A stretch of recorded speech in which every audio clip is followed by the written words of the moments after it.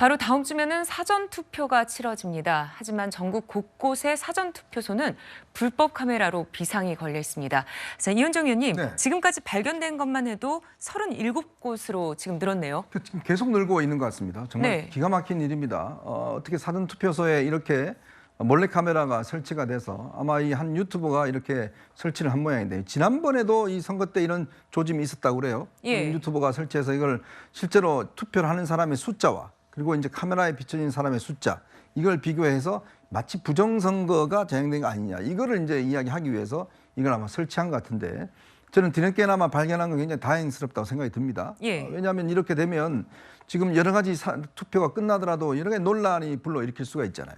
그러니까 더군다나 이렇게 지금 설치하는 저는 이렇게 과감하게 설치할 수 있을까? 그리고 지금 사전투표소 관리가 지금 아마 전국 경찰이 지금 다 점검을 하고 있는 모양입니다. 네. 근데 이런 방식으로 진행이 되면 투표에 대한 불신감들이 더 일어날 수밖에 없는 거거든요. 지금 아마 구속영장을 청구했다고 그러는데 저는 정말 더 엄중하게 이런 투표에 어떤 식이든지 이렇게 개입을 해서 불법을 한다는 거 이거는 반드시 차단돼야 되고 또 이렇게 나중에 문제가 생기면 굉장히 투표 불신으로 이어질 수가 있기 때문에 네. 좀 사전에 확실한 점검을 해야 될 것 같습니다. 네, 특히 이 유튜버는요, 지난해 강서구청장 보궐선거 때와 대선 때도 투표소에 몰카를 설치했다고 주장해서 논란이 더 커지고 있습니다. 관련 얘기 들어보시죠. 사전투표 풀 영상을 촬영에 성공을 했습니다. 해당 증거로 검찰에 부정선거 고발 조치를 했습니다. 투표장에 들어갔던 실제 인원과 개표 인원과는 차이가 발생했습니다. 저는 이 사전투표의 촬영을 위해서 지난 총선 이후 4년간 지리산에서 피나는 훈련을 했습니다. 어떻게 하면 선관위의 방해를 뚫고 촬영을 할 수 있는지 수많은 연구와 훈련 끝에 드디어 촬영하는 방법을 알아냈습니다. 네, 이래가지고 국민들이 사전투표를 마음 놓고 할 수 있을지. 자, 선관위는 이번에도 아예 몰랐던 겁니까? 최종 몰랐던 보고서님? 걸로 보여요. 그러니까 네. 물론 이제 선관위는 뭐라고 해명을 하고 있냐면 투표 설비를 설치하기 전까지 주민센터 건물의 관리 핵심 주체는 지방자치단체 이러면서 얘기를 하고 있는데 예. 그렇다 하더라도 선관위가 적극적으로 나서서 이런 일이 발생하지 않도록 해야 되겠죠. 저는 이번 일을 계기로 해서 이게 지금 아까 저 유튜버가 얘기하는 것처럼 이게 이 대선 때도 강서구청 보궐선거 때도 설치를 했다는 거 아닙니까? 그리고 영상이 5개월간 온라인에 게재가 돼 있었어요. 네. 그런데도 조치를 안 취해요. 이게 이제 말이 되느냐 하는 문제죠. 그러니까 만약에 저런 식으로 개입을 해가지고 선거에 뭔가 영향을 미치려는 시도를 하고 있다면 이건 정말로 큰 문제잖아요. 그리고 선거에 대해서 이렇게 불신이 생기면 선거 결과가 나와도 국민들이 이걸 납득을 하겠습니까? 수용을 하겠습니까? 그럼 또 다른 얘기가 또 문제가 발생해 사회적 갈등을 발생시키고 이런 일들이 발생하지 않도록 어쨌든 선관위가 선거 관리 전체를 책임지는 곳이니까 뭐 주체가 다르다 하더라도 함께 회의를 하든 아니면 뭐 공동으로 대응할 수 있는 방안을 만드는 이런 방안을 만들어야죠. 선관위가 이렇게 발뺌하고 뭐 예컨대 우리는 관리 책임이 없다 이런 얘기 할 게 아니고 관련된 뭐 경찰이든 지방자치단체든 함께 합동으로 막을 수 있는 방안들을 만들어내야 되고 전수조사 다 해야 한다고 저는 보고요. 앞으로는 이런 일이 발생하지 않도록 미리 대비를 잘 할 수 있는 계획을 수립해야 한다고 생각합니다. 네. 최근 주요 전국 선거 때마다 사전투표 비율이 점차 높아지고 있는 추세입니다. 2016년 총선 때 최종 투표율의 21%를 차지했었던 사전투표 비율, 2020년 총선 때는 40.3%로 크게 늘었습니다. 이후 대선과 지방선거에서도 쭉 40%대를 넘어섰습니다. 자, 유권자들이 사전투표에 점점 익숙해져 가고 있는 이런 상황인데요. 박상규 의원님, 이런 일이 벌어진다면 신뢰가 떨어지지 않을까 걱정입니다. 네, 아무래도 이제 지금 여당 쪽에서는 사전투표에 대한 불신이 여전한 것 같습니다.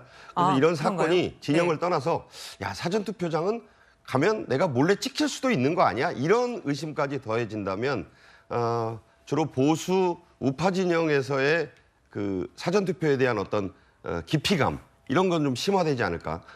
지금 투표율을 그 여론조사에 보면 75% 이상이 반드시 투표하겠다고 하고 있어요. 근데 네. 연령대별로 잘 봐야 돼요. 이게 그 60대는 87%, 70대 이상은 90%를 보고 있고 또 4050들의 어떤 적극적 참여층이 굉장히 올라가고 있어요. 근데 20대들은 좀 낮은 것 같아요. 그러니까 이게 특정 정당에게 유리한 게 투표율이 단순히 올라가는 것만 봐서는 안 된다고 봅니다. 예. 연령대별 투표율을 잘 봐야 될 것 같고 지금 말씀하신 사전투표에 대한 불신 때문에 아마 본투표를 많이 하려는 경향이 진영에 따라 좀 나뉘지 않을까. 저는 그렇게 전망을 합니다. 네, 김순평 평론가님, 사전투표 표심이 실제 당락에도 큰 영향을 미친다 이렇게 분석이 되고 있는데 그만큼 또 총력을 기울여서 사전투표를 하라고 그렇게 하고 있지 않습니까, 지금? 네, 일단 사전투표를 해서 득표를 하면 각 당에게 좋은 점은 선거가 사실 사전투표가 끝나고 나서도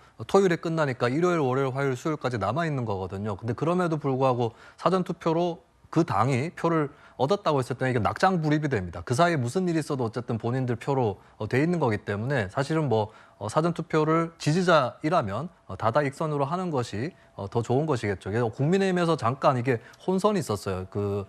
국민의힘 한 관계자가 뭐 사전투표 지지층 사이에서 좀 거부감이 있어서 동료를 안 하기로 했다라고 얘기를 했다가 윤재호 원내대표가 부랴부랴 이거를 진화를 했는데 어쨌든 간에 당일날 투표를 장담할 수 없는 또 많은 분들이 있기 때문에 사전투표를 일단은 독려하는 게 맞고 그리고 사전투표를 많이 하지 않는다고 해도 일단은 독려하는 모습을 보여야 자신감 있는 그런 모습으로 보이기 때문에 양당 간에는 다 모든 정당들이 다 사전투표는 독려를 할 것으로 보입니다. 다만 그래도 유의할 것은 사전투표가 끝나고 나서도 선거까지는 또 시간이 며칠 더 있기 때문에 끝까지 지켜보고자 하는 유권자들이 또 있는 거고 그들 유권자들을 위해서 또 최선을 끝까지 다해야 된다. 이것도 같이 유념을 해야 될 겁니다.